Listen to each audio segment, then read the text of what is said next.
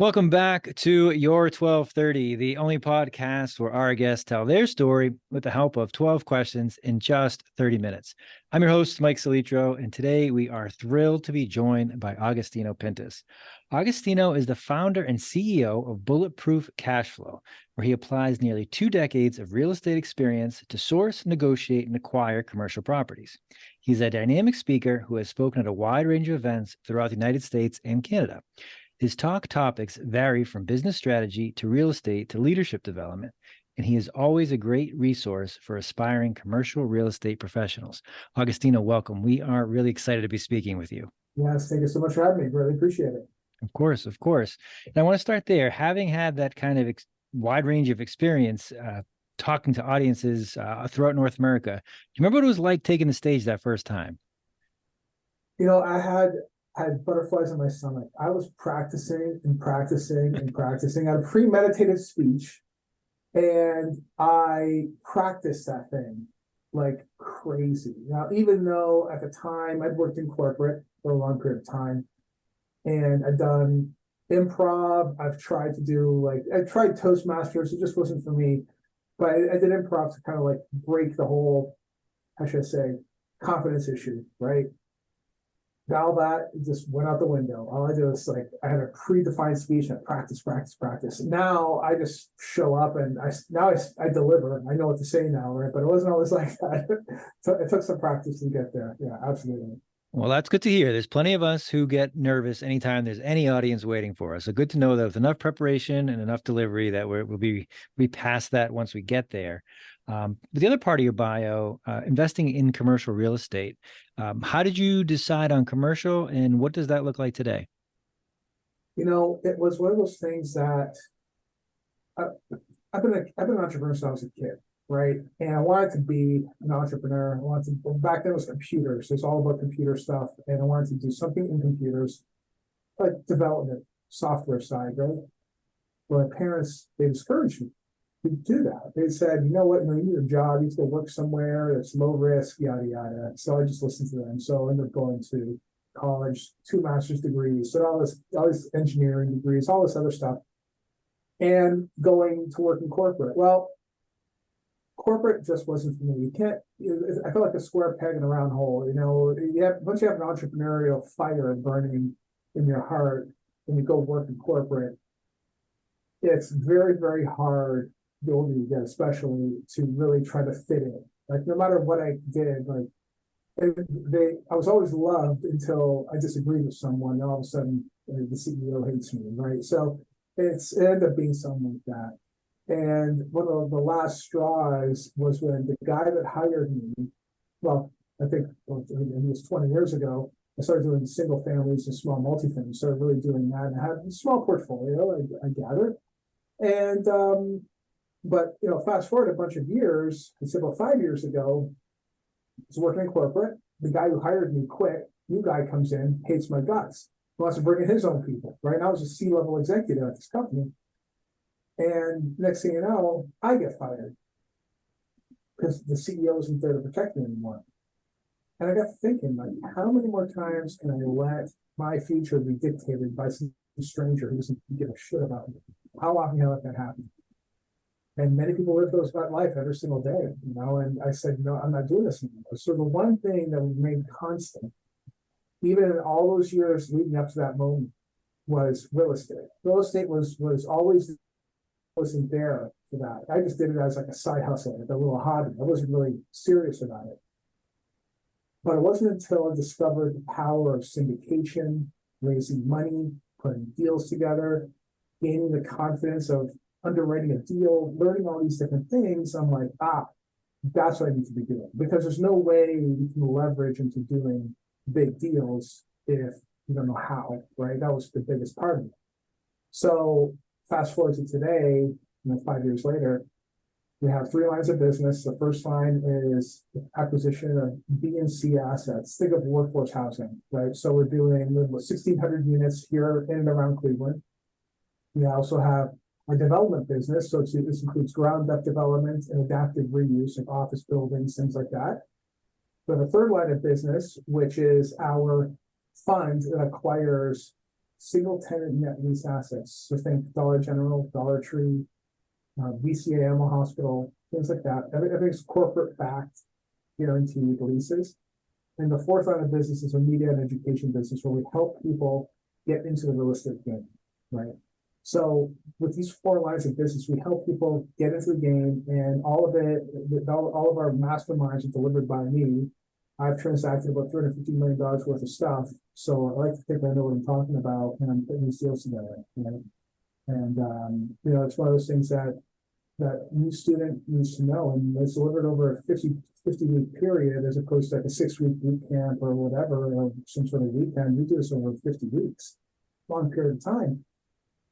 So the person who's going through one of our programs, they get a complete understanding, and they're not doing the deal alone. They're doing it with the entire community. So they're rest assured that the deals that they are doing are going to be good, solid deals, and they won't get messed up by something in the deal that they didn't expect.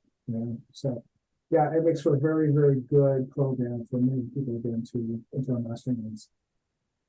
Very nice. Thank you for walking us through that. I think it's helpful to understand kind of where you started, how it became, and especially with your kind of entrepreneurial background and facing similar instances in corporate where you did not have your future in your hands, that you were at the whim of who you were working with, what the company was doing, and where they were headed. I wrote down a few notes, but I want to follow up here next. You mentioned looking for good, solid deals, and when we first connected, one of the things that jumped out at me was the way that you assessed risk, both for your investments and what you have in your portfolio, and what you help others identify as what's a good risk versus a risky risk. And if you could talk a little bit about that, I found it really fascinating as a way to kind of look at the market and to understand where your money's going and where you want to be at the, in the near and long-term future. That's a great question, because I would say over the past 4 years. I'd say, the past 4 years leading up to 2020, there was a lot of speculators out there. So many speculators, right? Even in multifamily. And to the point where I was even hearing on some other people's show, it doesn't matter how much it costs, just buy it, just buy it. And I'm like, oh my God, that's the worst advice. Don't do that. And I'll give you an example. There's the greater sucker theory, right? Where there's deals I hear about, and they're depending, they are relying on the asset just appreciating in value just due to demand, which is extremely dangerous. Like there's guys I know, I'm in this space too, so I'm not going to mention any names here, but they're buying deals, like say in South Florida, where it's $450,000 a door for rents where they're at the time, I think there might have been $1,300, so that doesn't even pencil to begin with. And they're looking to get in the deal and exit in 12 months in the hope of selling it for $550,000 a door. So it's like the numbers don't make any sense. It never made sense, but because the debt was so cheap, they were hoping that maybe they can unload it to someone else. The deal was a cash flow. Maybe they got additional leverage, or rather reduce the leverage on it, bring extra money to the table. How they got it to satisfy the bank. Maybe the DCR might have been like a 1, or something like that, just to get the deal done. Extremely risky. To me, it's a risky deal. I would never do a deal like that. The reason why we call our material bulletproof cash flow, we don't call it bulletproof appreciation. We call it bulletproof cash flow. We always look for cash flow. If there's no cash flow on day one, where it even meets the return projection on day one, we don't even do the deal. Like that's how conservative we are. We found plenty of deals like that, but you have to know what you're looking for. Maybe it's playing with reducing expenses. Maybe it's trying to find a way to increase income, but you're applying the various tools to get to that revenue without taking these massive risks. And that's the thing. I mean, I don't like doing, I don't do dumb deals. Like there's dumb deals that are out there where you're risking, like the appreciation example I just gave you. You don't see those guys in business for very long, and because of that, I bet they didn't. I would bet money they did not buy a rate cap, and now the rates jumped from 3% to now 7 or 8 or 9%, even depending on what kind of debt they got. They're turning that deal back over to the bank, which they're doing. That's what's going on. So yeah, it's not good. It's not good. It's so what is good is to buy the asset and buy it right. That's what it comes down to. That's what we show people how to do. So I like the fact that you could just highlight right there the difference between an appreciating asset and not even the difference, but viewing one as an asset that solely appreciates versus one that cash flows. So one that will have money coming in ideally on day one based on what you're taking in for rents or what the tenant is paying you to be there. You mentioned having commercial leases with certain commercial tenants having a strong corporate background on those. So if you could explain just for anybody who's thinking, well, that makes sense. Of course, I want to have money coming in. How does a tenant like that or with the corporate background, how does that make it cash flow on day one, or how does it make it pencil out before you even if you decide this is one of the deals I need to move on? Yeah, absolutely. So that's our net lease fund, right? So what's interesting about the fund is that it's one fund, okay, and we might acquire 10, 12, 14, whatever number of assets in one single fund. So it's a blind pool. So what we're doing is we're targeting certain asset classes, right, or certain assets rather, with a certain profile or criteria and return target so that the investors know what that is. And then once we get it funded, we go out and buy these assets that we tell investors we're going to buy. So those types of assets, like I said, Dollar General, Dollar Tree, VCA Animal Hospital, maybe it's Davida, maybe it's a QSR, like a Taco Bell, or Zaxby's, or something along that line, but what we're looking for are specific cap rates related to the asset. Now, I never talk about cap rates when it comes to multifamily or when it comes to development. But when it comes to net lease, cap rates are everything. The reason why is because there's a corporate guarantee from the tenant that is in that building, it's in that space. Okay, so it's one tenant. So think of that Dollar Tree. They may be driving through your neighborhood, right? There's usually one tenant with a big parking lot. Well, that tenant that's there has a corporate guarantee. They're going to be there for some extended amount of time. Usually the lease has built-in rents. And if they end up vacating early, they want to leave early, they just want to leave, well, they still have to stick, they're still paying on that lease for the entire time, whether it's vacant or not. They're still paying, right? That's the appeal of this type of asset. It's so good, in fact, that when you expand it across multiple assets in the same fund, yeah, you have some level of redundancy, right? So if one store does go dark for whatever reason, and you're an owner in the fund, you're still getting paid from all the other ones. Additionally, you get all the benefits of real estate. You get the depreciation. You get some appreciation in the asset. We don't really underwrite to a high amount of appreciating in those assets. But one thing it does do, gives you monthly stable returns, monthly. Unlike multifamily, where it's quarterly and it could be choppy sometimes, depending on what's going on in the market, depending on what's going on with tenants or whatever. Everything that we do has a corporate back, either franchise backed or corporate backed, one of the two, right? And that provides our investors with great, stable monthly income. So especially for times like right now, there's a lot of uncertainty. If someone looking for great, stable monthly returns, is perfect for them. That's why we launched that fund a couple of years ago, and it's been remarkable. Investors love it. They love it, just because that reason alone is enough for them to keep on investing in these deals. Yeah, with the kind of ability to know or to plan with income coming in with each month on the regular cadence, that there is that elimination of that risk. Yes, it does make it a lot easier to invest. And it kind of goes hand in hand, as you mentioned, bulletproof cash flow fear. There's not a worry there on that risk piece of it.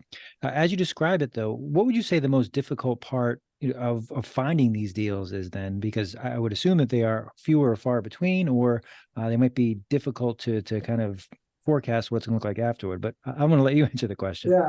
It's it can be tough, because like I said, with multifamily or even development, you have many leaders, right? And what I mean is that when you look at a multifamily deal, Maybe you look at management, maybe the management sucks, maybe they're out of control with their expenses, maybe there's something you can do to improve the property, drive overall valuation, and sell it down the road for a higher price. And there's a variety of things you can do when it comes to multifamily specifically.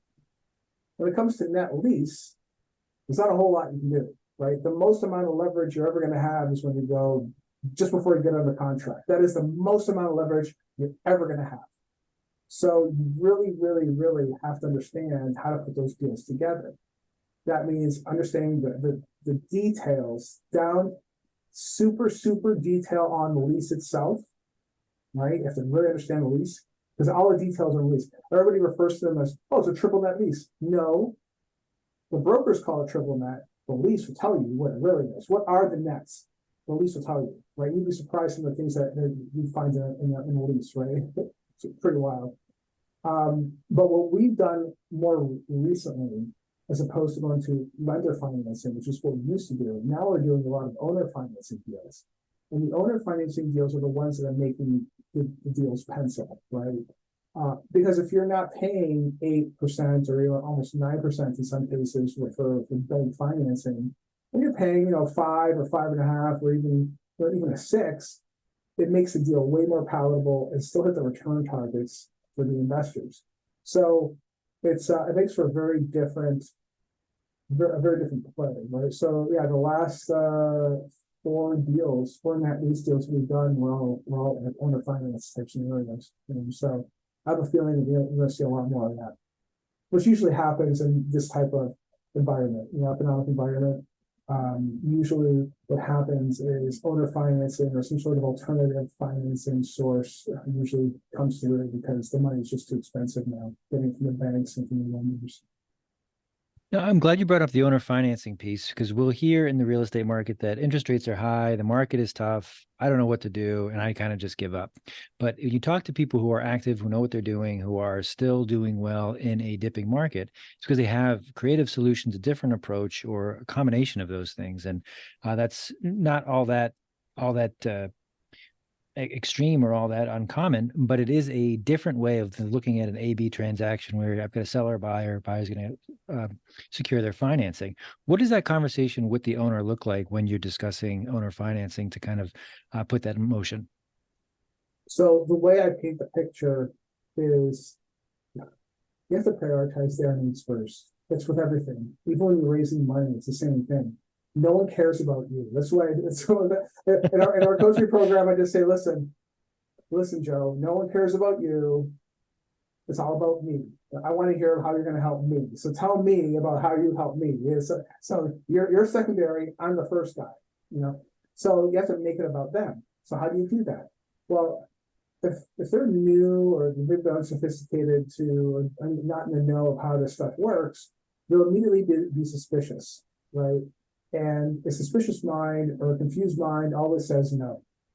That's the default setting. So you kind of have to educate them about what it is and how does it work and why is it better. But if they already understand what it is, then they're already going to know that the tax benefits are remarkable for them. Right? They don't take the giant tax hit at the beginning, right?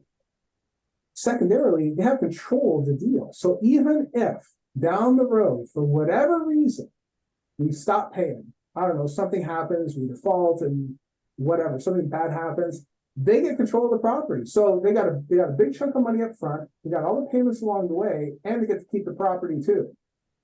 It may not be a bad deal. It's not a bad deal for them now, is it? Right? So there's a whole litany of reasons why, but you have to make it about them first. And it's tough making a blanket, like I said, like a blanket response. The one thing I do always ask is what's important to the broker? Or I'm sorry, as a broker, what's important to the seller? What's important to the seller? And if they say the word of tax implications, then I hone in on that and I sit down and prepare all of the benefits related to taxes, for instance, right? Sometimes it is, they just want to cash out and take that money and roll into a new deal. If there's a way for me to figure out how to structure such a thing, I will, but it depends on what it is, right? But I think first and foremost, finding out what the seller wants and then tailoring the response directly to that is huge. But long story short, the benefits of doing a real finance deal to them is huge, and even to you as the person creating the transaction, obviously there's an interest rate. But here's the thing: let's say you own this you own a warehouse. Right? Well, this is a real life example actually. You've owned a warehouse for about 20 years. Okay, so your tax bill from 20 years ago is super low, right? But I do a land contract with you. Not so it's not in a land contract. The land contract does not transfer. You still hold the deed. You hold on to the deed. I have control of the property, but you have the deed. Okay. So what does that mean for me? So I have a 5-year term on this thing. Right? So that means over the next 5 years, I'm paying the same tax rate as you pay back here. I put a tenant in here. This is cash flow the entire time. So at least I get to make up a bunch of cash in the meantime. So I have to refi. But once I refi at that point, great. So now I get to sock away a bunch of money, make some extra cash in that deal, and then pull out a refi, and then the taxes are go up there. I can probably try to fight it or do whatever.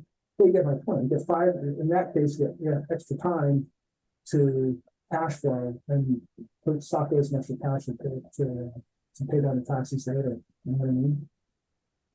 That's a helpful example, and I want to highlight the kind of the middle part there. The two things you identify that in real estate, or really anything, when trying to make a deal or trying to work something out with another party, one, understand what's important to them, why they're involved in this deal, why they might be interested in the first place of selling, buying, whatever they're doing, and then two, as you said, make it about them, make it kind of fit that. Here's why you're doing this. Here's why it's best for you, or here's why it makes sense. Because the confused mind always says, no, it's a great starting point. That if I don't do a good enough job explaining how this works, then forget it. Not only are we not going to do anything creative, they're not going to want to do anything with me. So understanding what their position is and how a certain scenario, how a certain framework can benefit them. Great advice in this example and in many. So thank you for sharing that. A couple other things that I wrote down. You mentioned having the ability to flip through a lease, understand what's in it. And then we've also talked about understanding the tax implication, being able to pencil out a deal, figure out a cap rate. So that's a lot of different skills, from numbers to being able to understand contracts, land contract you reference.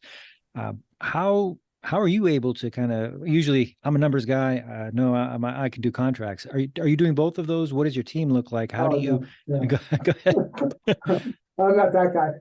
No, so I have a really good. So first, I have great partners, and so my wife, for instance, is very good about going through the details. Like she studies that thing. So we have her, and we have another partner that's also very detail oriented.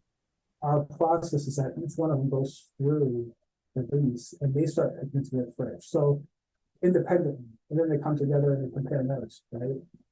And then only after that do we decide if we want to do the deal. If we do want to do the deal just based on that, we look for any gotchas, then we send it over to the attorney, and then they start looking through it. So they bill us by the hour, right? So the attorney, so I have a whole army of attorneys. So all these attorneys do different things. And this attorney, all they do is net lease. That's it. All they do is net lease and nothing else. So they understand what a family dollar lease looks like. They've seen just about all of them. And believe it or not, there's all different kinds. There's one we had it was from 1955. It's all typed out on a typewriter, right? So it's like, remember those old ditto papers? You ever see that? Mm-hmm. Yeah, so it was like the light blue, yeah. It was like that. That's what it looked like. It was crazy. So, and it's still a lease, so it's those are the types of leases that these guys have seen them all. You want to have someone like that on your team that's experienced and saw just about every type of scenario, understand the various language that's in it. So aside from that, we've also built some proprietary technology that helps us not only select and find deals, right? We also have some technology that helps us underwrite the deals too. So all that stuff is custom just to us. We built the entire thing. My background, as I said, is IT, so we're pretty good at tech. So when it comes to that, we also use a bunch of other different tools to help us identify, at least guessing, how much revenue that location is generating, because sometimes maybe these locations do not want to share that information, and they don't technically have to, so they don't. Sometimes we do, sometimes we don't, we usually don't. So we use other tools to try to figure that out. Because if we can demonstrate that the property, the dollar store, for instance, is losing customers, right? Maybe they're not getting enough traffic, maybe the per ticket sold is going down, we can figure that out, then chances are they may not want to buy that deal, right? So, because ultimately we're trying to limit the downside by understanding how long they're going to stick around for and if they're going to renew it. Right, so there's a lot to it. And fortunately, we have a great team that really understands how to put these deals together. So that's one of our core practices. Yeah, I absolutely love that answer because you hit all the big parts to having expertise in certain areas, having a process built out from doing this multiple times and being able to cut out inefficiencies. And then having that, as you mentioned, the independent review where you've got a couple people looking at similar things and they are going to then compare notes and make sure that they are not missing anything, that they are evaluating the terms the same way. And then having those from your tech background, the built-in redundancies where someone's going to catch something maybe that somebody didn't. So I really like the way that you spell that out. And again, that's applicable not just to real estate investing, many different fields. As we look up here, we are almost nearly at time somehow. So we'll try to get out of here with a couple more questions. But I want to ask, someone's listening to this, like, Agostino, this makes a lot of sense to me. I haven't been involved in real estate investing before. I want to do this, but I don't know if it's right for me. I don't know if I have the money. How can I start? What can I do tomorrow to get me involved in a real estate deal that it cash flows? Yes, that's a great question. I mean, look, there's only so many books you can read. There's only so many podcasts you can listen to. There's only so many meetups you can attend, but nothing happens until you take action. It's something that our brain does to protect us from making mistakes, right? It's you're dealing with a brain that wants to keep us safe, and it'll trick you into thinking you're doing stuff because you show up to a meeting, you show up to a meetup, you're reading a book. Look at me, I'm into real estate now. Yay! No, it's not. It's your brain. It's your brain fooling you, right? And when you think that putting up money into a mentorship is a lot, that's when it's time to invest. Because it's your brain telling you, oh my God, there's a risk. We're losing a resource. We're losing some money here.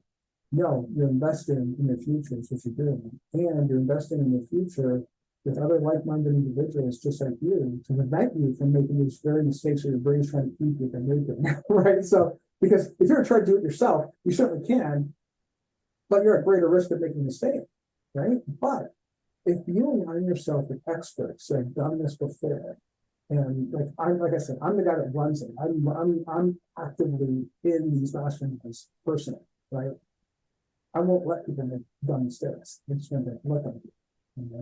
So being around other people that have done it and being part of a mastermind will shave so much more time off your life. It's just going to be tremendous if you do that. You just want to do it yourself. You're just adding more time. And I can tell you right now, I mean, listen, we're printing off dollars and sending them to Ukraine and to Israel and to wherever, right? Someone's got to pay for that. It all shows up in the taxes and the inflation. We're paying for it right now. That's what we're all doing. We're all seeing inflation right there. That's because we're printing money into oblivion, right? Meanwhile, real estate is increasing in value. So you want to own the real estate, is what you want to do. So you have to get into real estate. Now is the most important time to get into real estate at this point. So I strongly advise anyone that is thinking about it to get into the real estate field. You have to. You just have to at this point. Okay. And where can our listeners connect with you? Where can they find out more if they want to take that next step? Sure. So bulletproofcashflow.com is a great place to start. If you're interested in some sort of coaching, go to themultifamilyadvantage.com. That's a great video there that'll tell you how this stuff works. Or if you're looking at, say, raising capital, you want to learn how to raise capital, guidetocapital.com, free ebook. Go ahead and check it out. You'll get an understanding as to just how that part is handled. But I'll tell you, we certainly go through all that stuff in our program. And if you want to master these various ways of raising money, sounding confident, and building out your marketing profile, all these different types of things, I think it's time to consider a mentorship. Excellent. Excellent. So we will post those links. Agostino, thank you very much for joining us. This has been a blast. And I look forward to doing it again. Yeah, thank you so much.